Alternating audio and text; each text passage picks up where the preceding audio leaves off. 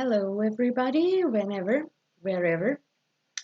So now today, I have already with my last written post, the one for the solstice, I have used the, let's say, observer view, the heliocentric chart. But again, of course, based on astronomy-astrology, meaning sidereal positions, meaning those when it wouldn't be out from the sun, but from the earth, we would be able to observe them, right? So, anyhow, I thought we are so caught up in all the dramas, and as we are told by all the ancients and by our ancestors and by our own intuition, right? It's good to sometimes take a step back, right? And look at things from a little bit broader perspective. And that's what I try to do here. So a little bit going from the trees to the forest, right? So I have prepared the view on a chart. So I will switch to there now. I hope. Yes, there he comes. So you can see, even so, I do work with the signs, yeah.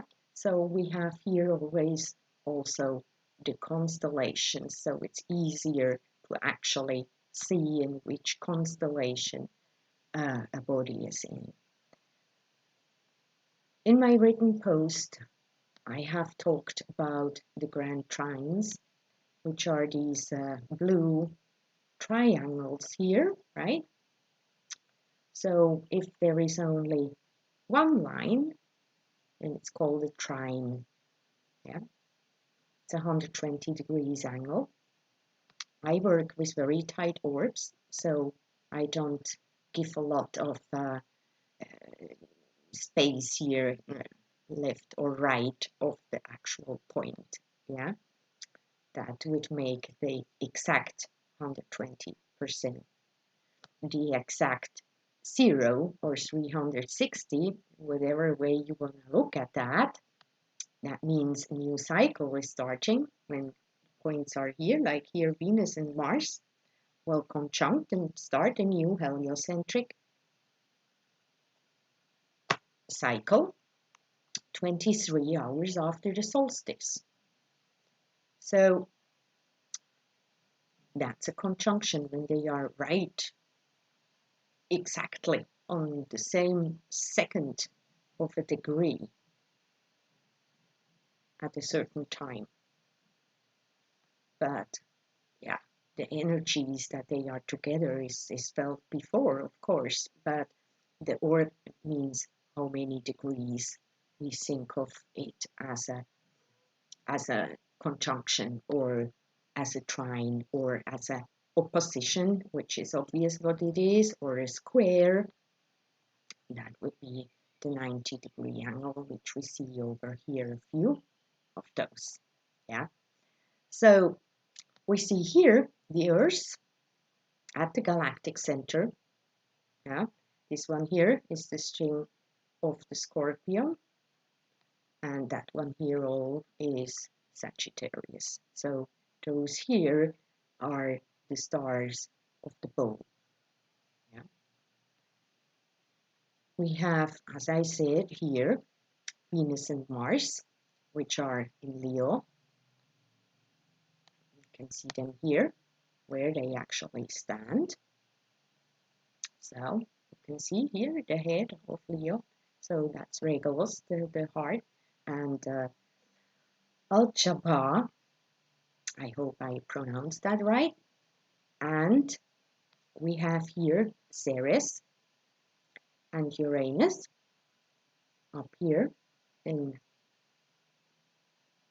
Aries, and this one here is Cetus.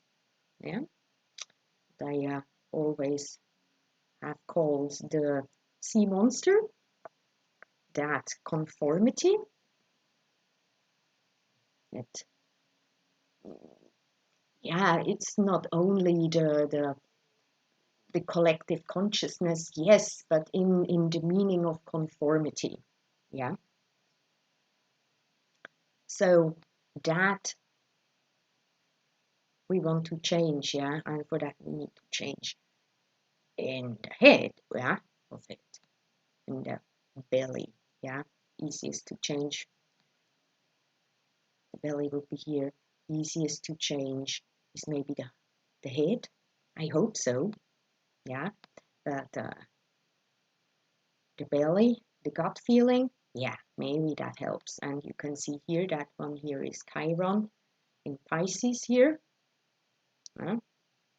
That little black dot here near Ceres, that is actually Alrisca, which is the alpha star of the constellation Pisces.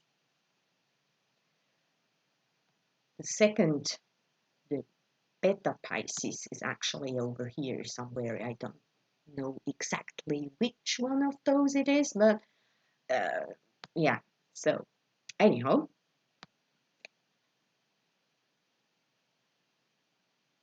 those are the players in those grand trines. Yeah. Here we have the squares. We have Aries and Pluto. That's a very, very long cycle. They go, yeah. They started their cycle in 1757 or something like that, when I have that right in my memory. And we have here Saturn. He is also here in square.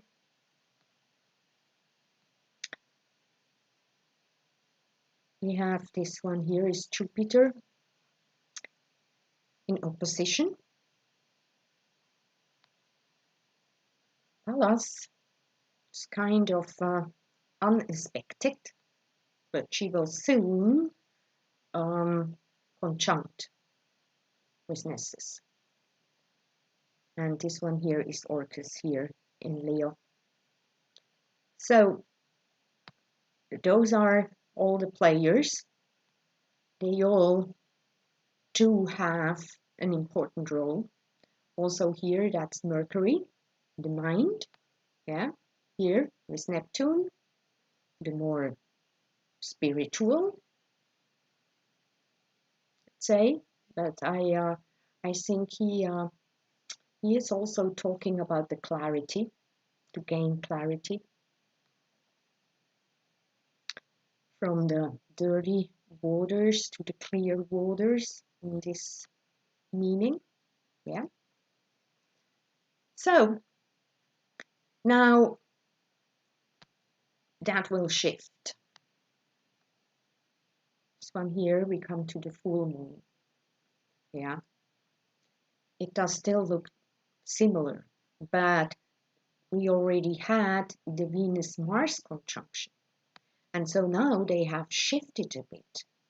And so the trines and also Earth has moved on. She's no longer conjunct the galactic center and Ixion. No, now she's with Pholus and Quaoar.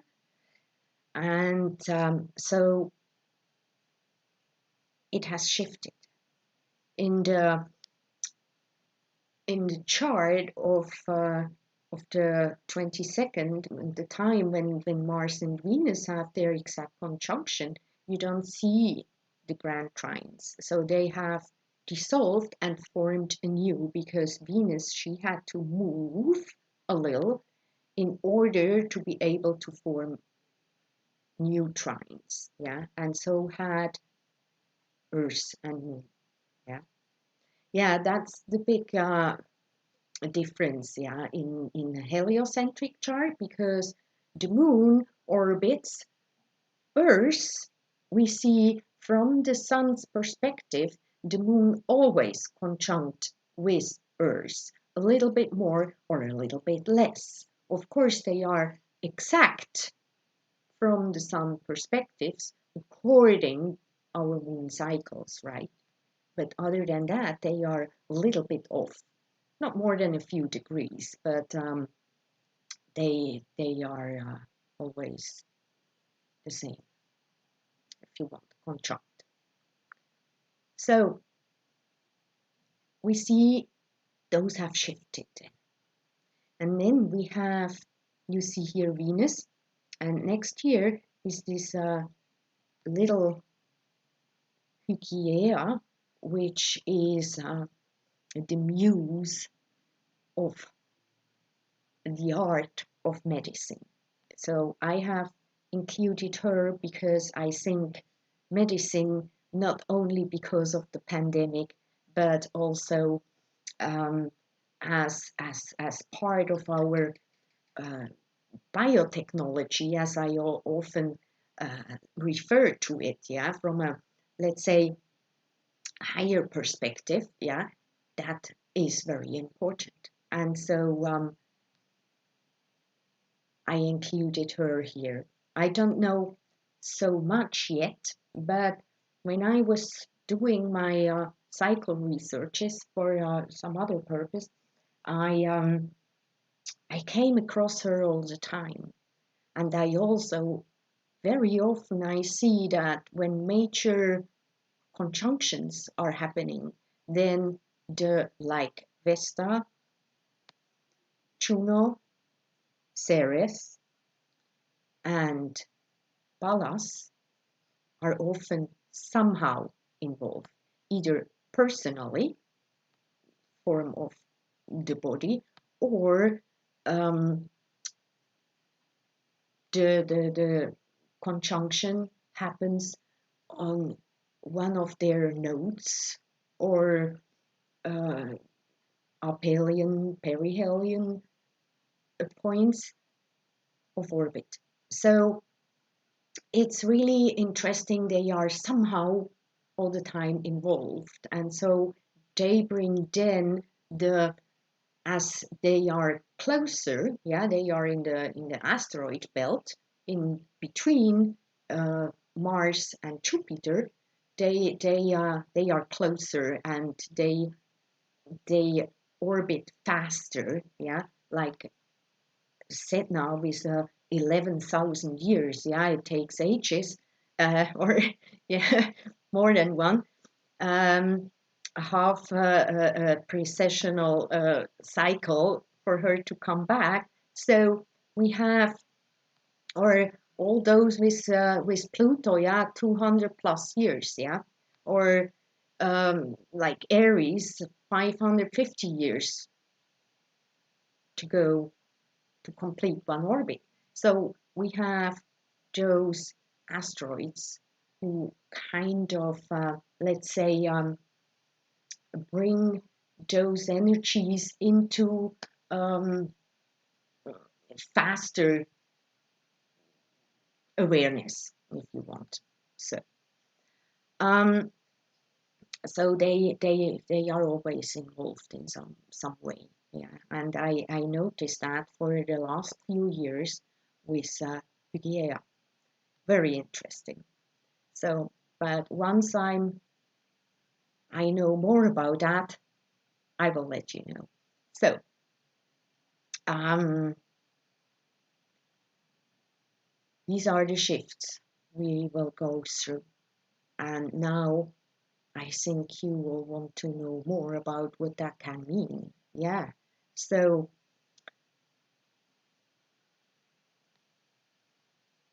I will not tell you that I know everything or what it means in every, let's say, in your personal life, because these are general energies, and it's all for our growth, for our uh, evolution, if you want, personal, but also as humanity as a whole. And as I like to say, yeah, we are going galactic, yeah. So we need a bit of a different mindset for that, right? So we need to be more aware about certain realities, how things really work. And that we cannot do as long as we are in, let's say, victim consciousness. And that victim consciousness, that is something we have seen a lot. Probably also in our own lives. I know I am absolutely no exception to that. But I have learned out of my experiences. And that's what we all do, right? So we make experiences. They may be good or nice, and some they aren't. And so, yeah. And then we tend to only to keep or want to repeat those which were nice and leave the others out. But usually, actually, more evolution lays in those who are maybe not so nice. At least now. I don't know if that in the future will be needed, but for now, it's how it works for most of us.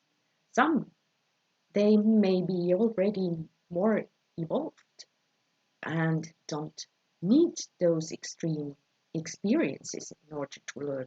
I think I had a crash course. So anyhow, um, uh, evolution is the big theme, yeah.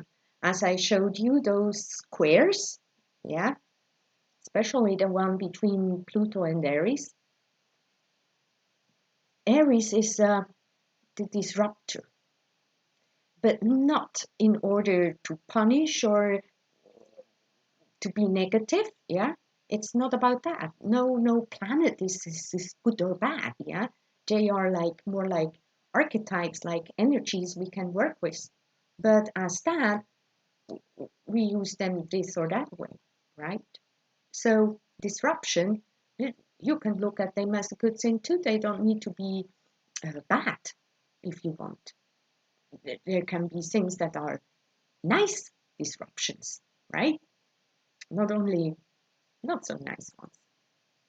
So, but if we perceive them as nice or not nice, that is, it's always Aries wants to show reality, how things are in a, let's say, environmental way. I mean, our environment, but also the one we have within. Yeah, because we are not a victim, right? We create our own environment within, with our thoughts, with what we take in on all levels, right? It's not only the physical body, no, it's the mind, the heart, the gut. It all works together, right? We, we are not only material, we are multidimensional. Yeah, I mean our thoughts. We can't touch our thoughts either, right? So we are talking here about more the non-physical things, or I want to talk about the more non-physical things. So, but of course, they always hang together. How we think about us will also structure us within our health. I mean, there were very interesting experiments with water, but also with rice, and how how the rice in a bowl actually over a certain period of time. I don't remember, was it some weeks or a month or for how long they did that, but they had three bowls. Yeah, if you talk nice, appreciating, loving or whatever to one bowl, then you will have great rice and keeps white. If you have a bowl, you just you neglect. You don't say anything good nor bad. You just neglect it. It will rot. And the last one you talk bad to every day, hate speech and whatever, it will turn black. So the same happens within us. It's about the environment. Yeah. And when we know the environment within us, then we can correct it. We can find a solution. Okay, here I have a thing. Yeah, I feed myself all the time with this kind of news or with this kind of movies or whatever. Or I surround myself with this and this type of people, and then I change my environment with what I feed myself. So when I know that, I can decide, okay, so there is a thing. So maybe I change something here. And then, yeah, maybe we have to try out a little. Yeah, we don't always know. Will this one be better or that one be better? Okay, so I try that out and see what happens. But most important is the relationship you have with yourself that we need to develop. We have to be ourselves, our own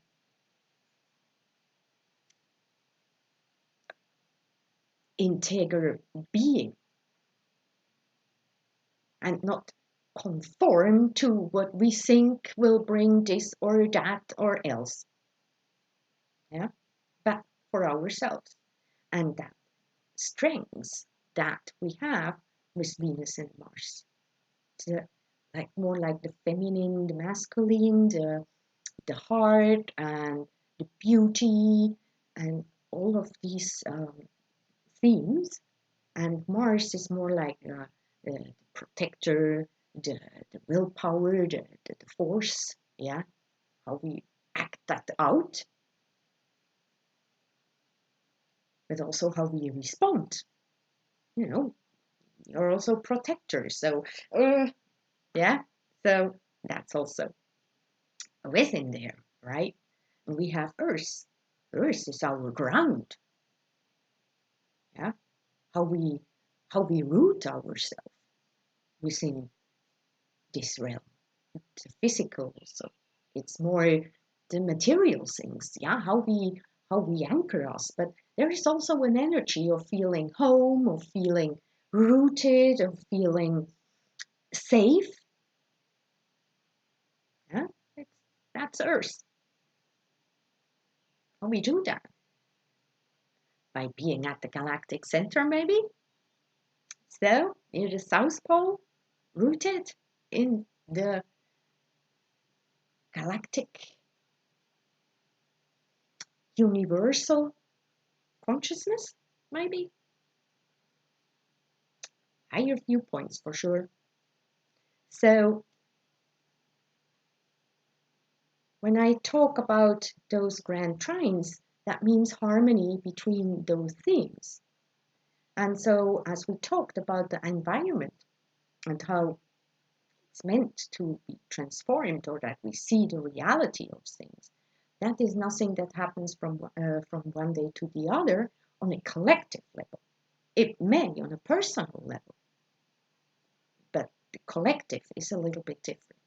So we have, that's why we have their so long cycles, but that doesn't mean that not individuals can reach and solve that problem already for themselves within their lifetime or before. So it's really here a question also about collective, because we all want to go in we all are important parts of the whole. It's not only this kind of individual or this kind of individual. No, we all are part of the collective in whatever way. We always are. And there is no condition to that. It's just how it is. So, but by knowing how these things function, we also know that we do have our lust for life, yeah, ixion with Earth, and we want to live that out, yeah. We all have life force, yeah. We all have that thing, and we want to get out. We have the sun. We want to shine. We want to get out there, right? This life force, this lust to go out, yeah. But that's only a force, yeah. So it's no touchable thing by itself, yeah. We can use that, but it is defined by what we think of is that what we want, that what we want to we think is life, yeah. That may not be the same for everyone, right? So we define that, and then we also nourish, yeah. And that all goes is entangled, right? That those trains, they not only go in one direction, they, yeah. So one feeds the other, if you want. And so when we feel in this harmony, yeah, that what we take in, what we feel, what we, no, that's in harmony, then for us, it's, we feel we are good, we are right, yeah. But we have all these polarities. When I look at the heliocentric charts, it's really everywhere, and squares, and yeah. So it means there is a lot of evolution that is taking place. So yeah, so step back, look at it. Okay, what is this? What is the forest? Not the tree. And so like this, I realized, okay, so this means I feel in harmony what I take in, what I conclude, and what I want to give out, and what I decide what is right for me. And everybody else does the same. Now, when I come and I want to convince somebody about something being not the right way to go, when they are in the same harmony within themselves, they will not listen. And that's right, because you wouldn't listen either, right? Because you feel you are in that harmony too. So this is kind of harmony that comes from within. We feel it's right. So, but whatever way we go, there will come challenges again. And the challenge is that those who go this way or that way or this way or yeah, wherever, then the challenges may be different. So that's normal, because it has to always evolve, and it will always happen. And when there is something that in the, let's say, galactic view, from where we are supposed to go as a collective, as human beings, and that is not in alignment or against the universal laws or principles, then there will be challenges that will be eye-opening, realizations, revelations, whatever. It will come out. So that there can be further growth, further evolution, and that will happen. So when I said what I always said is that we need to trust. We need to trust the own inner self, that we are on the right track. And we also have to make sure that we are not corrupted. Corrupted in the way that, is that really what we want? Or is it just because I want to fulfill a desire? And how much am I actually ready to pay for that? You know, to pay, to sacrifice. It's how to say, I don't mean that we have to pay cash or anything like that, but it's about the emotional price we may pay for something, yeah, or the consequences it may have when, let's say, you have a desire. Most people, when that doesn't get fulfilled, yeah, we will, okay, maybe next time, and whatever it is. But there are people, they are very, very, they want that and nothing else, and they don't care. They don't care about what is right or wrong. They just want that, and they will take it, even if it's against the will of somebody else. So sooner or later, that will fall back onto them, right? But we need to make sure that we don't do this ourselves, that we don't let us to be corrupted by our own desires. So to say, okay, do I really need that? Do I really want that? Or maybe I can fulfill my wants in a different way without this or that consequence. So, but that's up to everybody. And I would say that is the energy that is around, and we need to trust.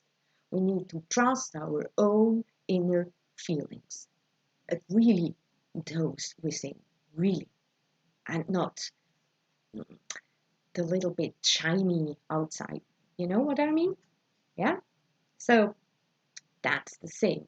And trust, not only that, but trust that it will go right in the end. It will. We don't need to blame and judge everybody around us because they do something else. Yeah? Just remember when you last time did something that was maybe not so right. Or when you even made a mistake, or when you just were in a loop and you didn't want to learn. I was there, really. And so, you go through these loops, right? And sometimes it takes a long time and it needs something really grave to happen in order for us to really realize what it is within self, within the environment of self, and what we can do to change. And then we grow, right? So it's just evolution. So be gentle to yourself and to others. Say no where you need to for your own self, and the rest you don't need to care about. Your business. It's not. This is sometimes difficult. I know. I have family too. And so it's how to say, it's that let go. We need to let everybody go and do what they feel is right for them, and just hope it comes out right. I don't have children, so, but I think every mother with more grown-up children, they know what I'm talking about. You will have to let them go and let them do their own mistakes and hope it comes out fine, right? And mostly it does, I guess. So, with this, I would say goodbye for today. Have a great time, and I will see you soon again. And those things to click and push and whatever, right? So, I see you next time, and until then, have a great solstice. Bye.